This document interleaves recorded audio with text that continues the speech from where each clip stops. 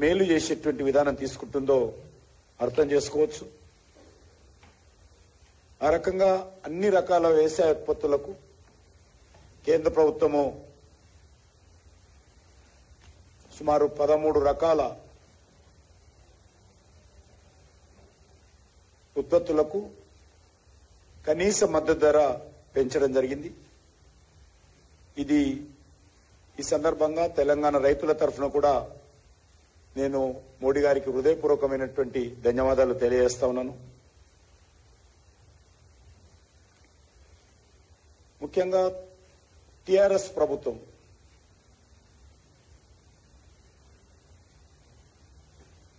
ఉద్యోగాల నియామకాల విషయంలో తెలంగాణ ప్రజలకు ఇచ్చినటువంటి హామీ విస్మరిస్తా ఉంది. చాలా పెద్ద ఎత్తున రాహుల్ గాంధీ, సోనియా గాంధీ గారు, రేవంత్ రెడ్డి గారు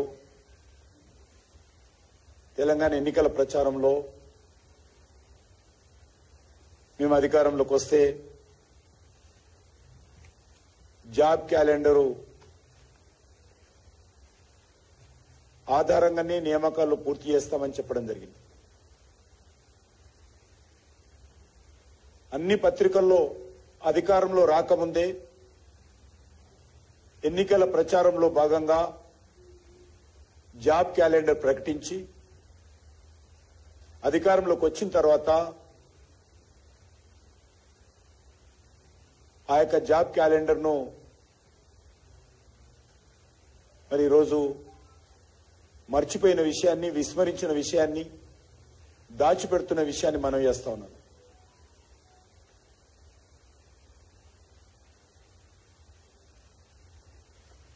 అన్ని పత్రికల్లో ఫ్రంట్ పేజీలో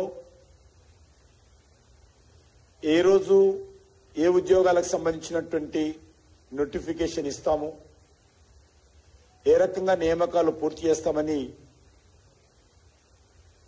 చెప్పడం జరిగింది. కానీ ఈరోజు పూర్తిగా పరస్పర విరుద్ధంగా ఈ ప్రభుత్వం వ్యవహరిస్తూ ఉంది. ఆ రకంగా అనేక హామీలు కాంగ్రెస్ పార్టీ ప్రభుత్వము ఇచ్చినటువంటి 6 గ్యారెంటీలు 100 రోజులు అమలు చేస్తాము, తెలంగాణ తల్లిగా నేను మీకు హామీ ఇస్తున్నాను, ఈ 100 రోజుల్లో ఇవి అమలు చేస్తామని చెప్పి సోనియా గాంధీ గారు ప్రతి ఓటరుకు ఉత్తరం రూపంలో కమ్యూనికేషన్ చేశారు. ప్రతి ఇంటికి ఒక ఆమె సంతకంతో కూడినటువంటి లెటర్ ఇంటికి పంపించారు తెలంగాణలో. కానీ వాళ్ళు ఇచ్చినటువంటి, కాంగ్రెస్ పార్టీ ఇచ్చినటువంటి గ్యారంటీలకు ఈరోజు గ్యారంటీ లేకుండా పోయింది. ఏ ఒక్క హామీ కూడా, అది కూడా ఆర్టీసీ బస్సు ఇమ్మీడియట్ గా ఆర్టీసీకి చెల్లించాల్సిన అవసరం లేదు కాబట్టి ఆర్టీసీలో పేరుకపోతున్నటువంటి అప్పుల్లో ఇదొక అప్పు కిందనే భావించి మహిళలకు ఉచిత బస్సులు ఇచ్చి మిగతా అన్ని హామీలను తుంగలో తొక్కారు.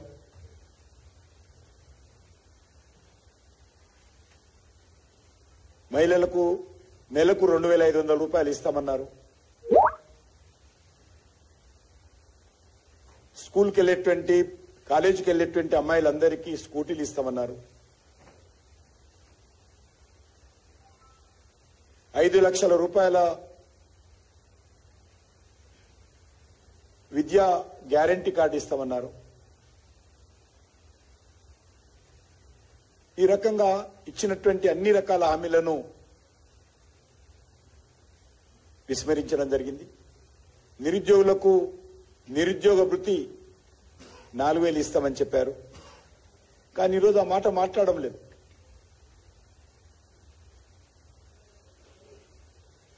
ఈ యొక్క జాబ్ గ్యారంటీల విషయంలో మా పార్టీ తరఫున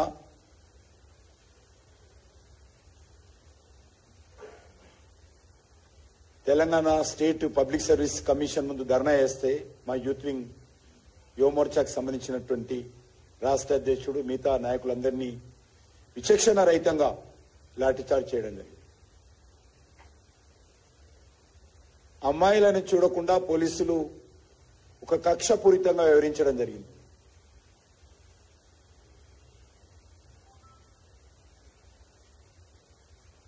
రాష్ట్ర ప్రభుత్వ వైఖరిని తెలంగాణ భారతీయ జనతా పార్టీ తరఫున తీవ్రంగా ఖండిస్తున్నాం.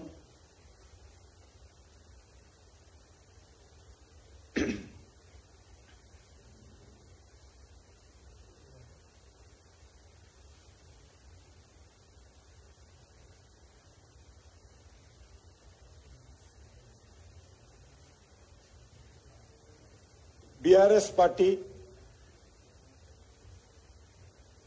సింగరేణి బొగ్గు గనుల విషయంలో లేకపోతే సింగరేణి కాలరీస్ విషయంలో ఒక విచిత్ర వాదన, వితండ వాదన లేవనెత్తుతా ఉంది.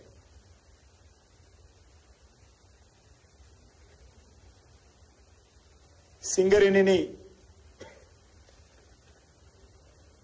పూర్తిగా ధ్వంసం చేసింది బీఆర్ఎస్ పార్టీ.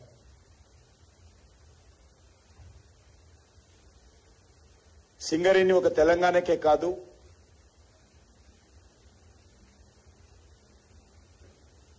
దేశంలోని ఒక ప్రభుత్వ రంగ సంస్థల్లో ఒక మంచి సంస్థగా దాన్ని మనము ఆలోచన చేయవచ్చు. అనేక జిల్లాలలో విస్తరించి ఉన్నటువంటి సింగరేణి వ్యవస్థను పూర్తిగా